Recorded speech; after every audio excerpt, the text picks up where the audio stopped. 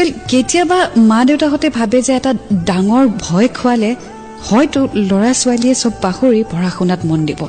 যেনেদৰে আমি সৰুতে মাৰ খোৱাৰ ভয়ত আমি কামটো কৰি দিওঁ বা দেউতাৰ ৰঙা চকু দেখিলে আমি কামটো কৰি দিওঁ বা মায়ে গালি পাৰিব বুলি আমি কামটো কৰি দিওঁ বা দাদাই খং কৰিব বুলি আমি কামটো কৰি দিওঁ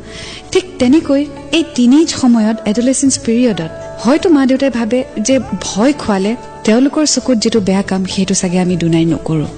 পঢ়া শুনাত মন দিবই লাগিব এন্ড আফটাৰ অল লাইফত এক্সাম খুব বেছি ইম্পৰ্টেন্ট হয় বাট মাইন্ড ডাইভাৰ্ট হতে আকো বেছি সময় নালাগে